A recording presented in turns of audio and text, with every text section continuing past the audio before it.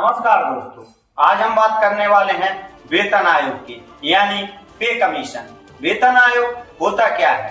वेतन आयोग की जानकारी हर शख्स को होना जरूरी है। खास तौर से पढ़ाई करने वाले, सरकारी नौकरी की अभिलाषा रखने वाले विद्यार्थियों को वेतन आयोग की जानकारी होना बहुत ही जरूरी है। तो आज हम बात करने वाले हैं वेतन आयोग यानी पे कमीशन। यह एक सरकारी समिति जो हर कुछ सालों में सरकारी कर्मचारियों और पेंशनरों के वेतन, भत्तों और सुविधाओं की समीक्षा करती है। इसका मकसद होता है महंगाई और आर्थिक स्थिति के हिसाब से वेतन अपडेट करना। साधारण शब्दों में कहें तो आपकी तनख्वाह को टाइम के हिसाब से अपग्रेड करना। अब जरा टाइमलाइन पर चलते हैं। पहला वेतन आयोग बना था 1946 में, यानी आजादी से पहले। श्रीनिवास वरदाचारी की अध्यक्षता में यह बना था। इस योजना ने मई 1947 में अपनी रिपोर्ट प्रस्तुत की थी। इसके बाद 7 वेतन आयोग अभी तक बन चुके हैं। हर आयोग ने अपनी रिपोर्ट दी और उसके बाद सरकारी कर्मचारियों की सैलरी में बड़ा बदलाव आया। सबसे हाल का 7वां वेतन आयोग 2016 में लागू हुआ था। वेतन आयोग का काम है कर्मचारियों की मौजूदा सैलरी, महंगाई दर, देश की अर्थव्यवस्था और सरकारी खर्च का संतुलन, इन सब रिसर्च करना। फिर यह सिफारिश करता है कि वेतन कितना बढ़ाया जाए, भत्ते कैसे तैयार हों और पेंशनों में क्या बदलाव हों। और अब आयोग की सिफारिश लागू होती है तो सरकारी कर्मचारियों की सैलरी में उछाल आता है, पेंशन धारकों को राहत मिलती है। लेकिन दूसरी तरफ सरकारी खर्चा बढ़ जाता है, सरकार पर खर्च का बोझ भी बढ़ जाता है। कई बार महंगाई पर भी असर देखने को पड़ता है।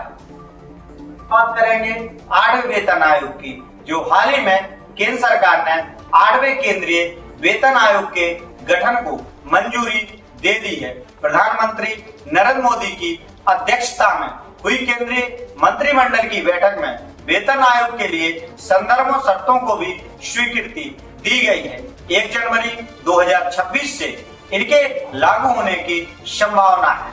आयोग अस्थायी निकाय होगा। आयोग की अध्यक्ष सुप्रीम कोर्ट की पूर्व जज जस्टिस रंजना प्रकाश देसाई, प्रोफेसर पुलक घोष अंशकालिक सदस्य और पंकज जैन सदस्य सचिव होंगे। आयोग सरकार को अंतरिम रिपोर्ट सौंपेगा। 8वां वेतन आयोग 18 महीनों के भीतर अपनी सिफारिश देगा। केंद्र सरकार के करीब 50 लाख कर्मचारियों और 69 लाख पेंशन भोगियों को इसका लाभ होगा। माननीय प्रधानमंत्री जी ने केंद्र सरकार के सभी कर्मचारियों के लिए 8th सेंट्रल पे कमीशन को मंजूरी दे दी।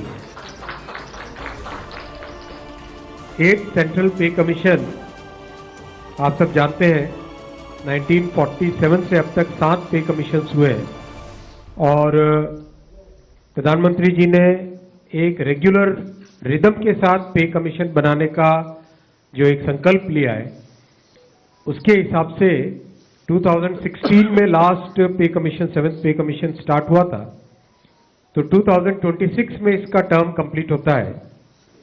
उससे वेल बिफोर 2025 में 8th पे कमीशन स्टैब्लिश करने से सफिशिएंट टाइम मिलेगा so that the recommendations can be received well before the completion of the period of 7th पे कमीशन।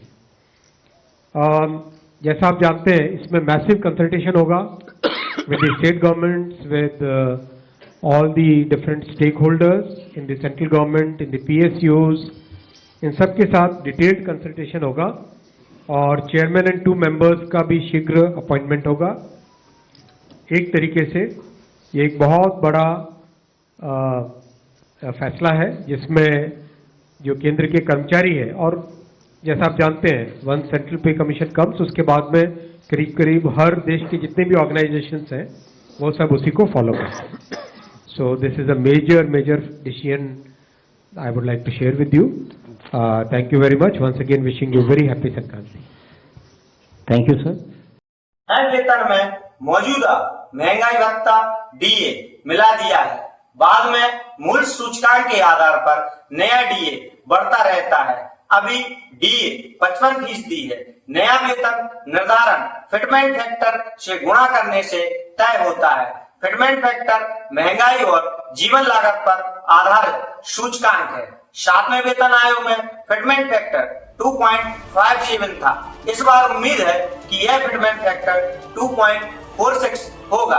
केंद्रीय सूचना एवं प्रसारण मंत्री अश्विनी वैष्णव ने बताया कि वेतन आयोग के लिए सरकार के सभी विभागों, मंत्रालय, राज्य सरकारों, संयुक्त परामर्शदात्री तंत्र के कर्मचारियों के साथ व्यापक विचार विमर्श के बाद संदर्भ शर्तों को अंतरिम रूप दिया है। वैष्णव ने कहा, अंतिम रिपोर्ट आने के बाद विशिष्ट तिथि तय की जाएगी, पर यह संभवतः 1 जनवरी 2026 होगी।